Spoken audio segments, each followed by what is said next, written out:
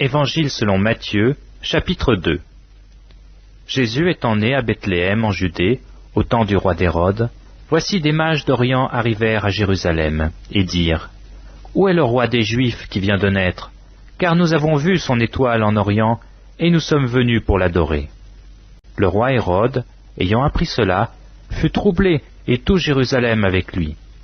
Il assembla tous les principaux sacrificateurs et les scribes du peuple, et il s'informa auprès d'eux où devait naître le Christ.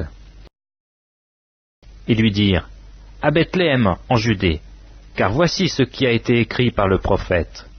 Et toi, Bethléem, terre de Juda, tu n'es certes pas la moindre entre les principales villes de Juda, car de toi sortira un chef qui paîtra Israël, mon peuple. Alors Hérode fit appeler en secret les mages, et s'enquit soigneusement auprès d'eux depuis combien de temps l'étoile brillait. Puis il les envoya à Bethléem en disant : Allez, et prenez des informations exactes sur le petit enfant. Quand vous l'aurez trouvé, faites-le-moi savoir, afin que j'aille aussi moi-même l'adorer.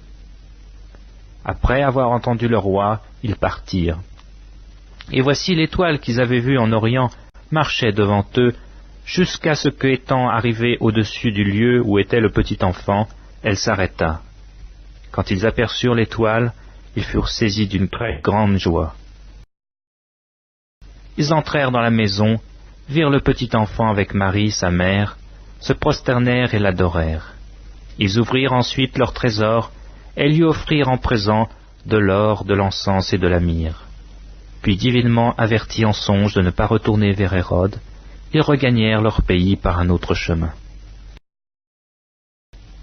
Lorsqu'ils furent partis, voici un ange du Seigneur apparut en songe à Joseph, et lui dit : Lève-toi, prends le petit enfant et sa mère, fuis en Égypte, et reste-y jusqu'à ce que je te parle, car Hérode cherchera le petit enfant pour le faire périr.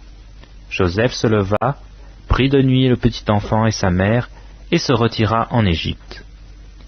Il y resta jusqu'à la mort d'Hérode, afin que s'accomplisse ce que le Seigneur avait annoncé par le prophète : J'ai appelé mon fils hors d'Égypte. Alors Hérode, voyant qu'il avait été joué par les mages, se mit dans une grande colère, et il envoya tuer tous les enfants de 2 ans et au-dessous, qui étaient à Bethléem et dans tout son territoire, selon la date dont il s'était soigneusement enquis auprès des mages. Alors s'accomplit ce qui avait été annoncé par Jérémie le prophète. On a entendu des cris à Rama, des pleurs et des grandes lamentations.